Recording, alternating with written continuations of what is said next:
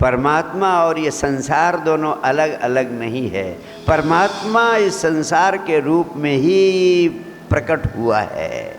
जैसे नर्तक को नृत्य से अलग नहीं किया जा सकता, नर्तक और नृत्य अलग अलग नहीं हो सकते, वैसे ही सृष्टि और सृष्टा, संसार और परमात्मा दोनों अलग अलग नहीं हो सकते। इसीलिए जिन्होंने जाना, जिन्होंने पाया, जिन्हें हमने संबुद्ध पुरुष कहा, चाहे वो बुद्ध हो, चाहे महावीर, कृष्ण हो या क्राइस्ट या हो मोहम्मद, सब ने इस सत्य को स्वीकार किया कि ये सारा अस्तित्व ही परमात्मा की अभिव्यक्ति है और इस संसार से अलग किसी परमात्मा को खोजना नासमझी है।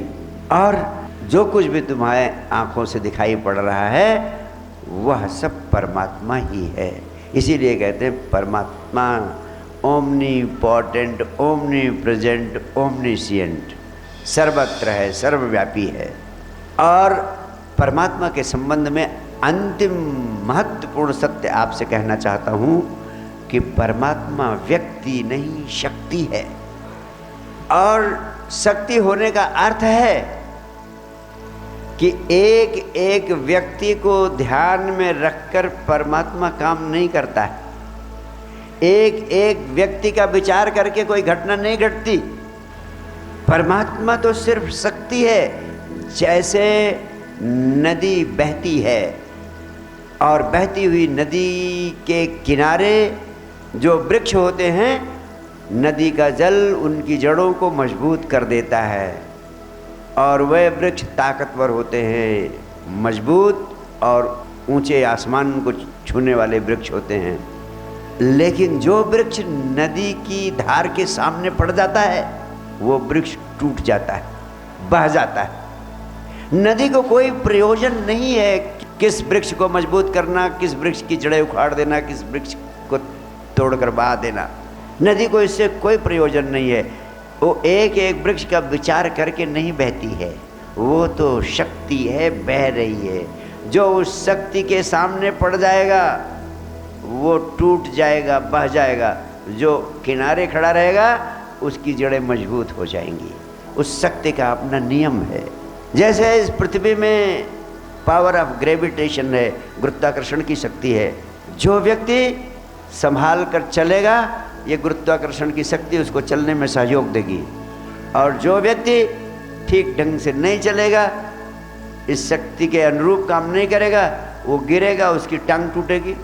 तो ग्रेविटेशन की पावर को कोई प्रयोजन नहीं है कि आपके पैर को तोड़ना या दूसरे के पैर को नहीं तोड़ना। वो तो एक शक्ति है। आप उस शक्ति के नियम के अनुरूप व्यवहार करेंगे तो शक्ति आपके लिए कृपा बन जाएगी। उसके प्रतिकूल व्यवहार करेंगे वो शक्ति आपके लिए अकृपा बन जाएगी। इसी प्रकार परमात्मा रूपी शक्ति का अपना एक शाश्वत नियम है। उस नियम के अनुरूप चलने का नाम ही धर्म है। धर्म और कुछ नहीं है, इस अस्तित्व के कुछ शाश्वत नियम हैं जिन्हें हम परमात्मा रूपी शक्ति का नियम कहते हैं। उन नियमों के अनुरूप चलना धर्म है। जो उस नियम के अनुरूप चलेगा सारा अस्तित्व, सारी प्रकृति उसके लिए सहयोगी बन जाएगी। जो उसके विपरीत चलेगा सारा अस्तित्व, सारी प्रकृति, ईश्वर रूपी शक्ति उसके विपरीत चलेगी।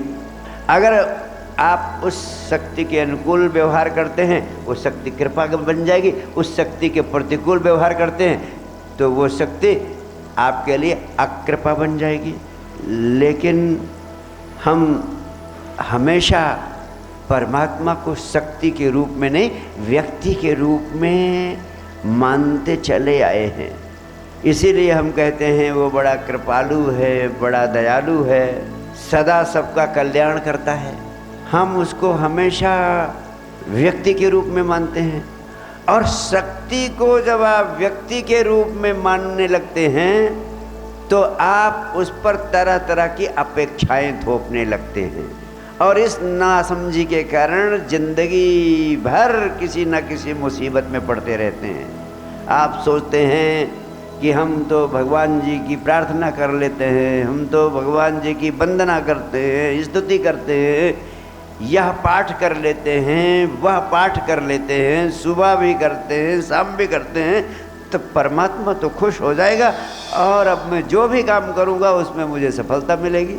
शक्ति को जब हम व्यक्ति के रूप में मानने लगते हैं तो बहुत बड़ी भूल में उलझ जाते हैं, बहुत बड़े धोखे में अपने को डाल देते हैं और झूठे सपनों में अपने को उलझा देते हैं, जिसके कारण ज़िंदगी में तरह तरह की कठिनाइयाँ, तरह तरह की मुसीबतें झेलने को मजबूर हो जाते हैं। जैसे आपको पता है कि बिजली बहुत बड़ी शक्ति है, इस विद्युत रूपी शक्ति से कारखाना भी चलता है, बिजली भी जलती है, पंखे भी चलते हैं, और इस शक्ति के प्रभाव को आप देखते हैं और इस शक्ति को आप धीरे धीरे बिजली माता के रूप में मानने लगे और बिजली माता की एक प्रतिमा बना लें, एक मंदिर बना लें और बिजली माता का चालीसा बना लें, बिजली माता का पाठ करना शुरू कर दें और कि बिजली माता के गुणगान करते रहें, बिजली माता की कथाएं कहते रहें और रोज़ सुबह शाम बिजली माता की आरती भी करते रहें और फिर कहें कि हे बिजली माता तुम मेरे सारे कष्ट हरो। और आपको भरोसा भी हो जाए कि बिजली माता की बड़ी कृपा है, मैं दिनों रात इनकी पूजा करता हूँ, अर्चना करता हूँ, पाठ करता हूँ, वंदना करता हूँ, दिया जलाता हूँ, आरती करता हूँ।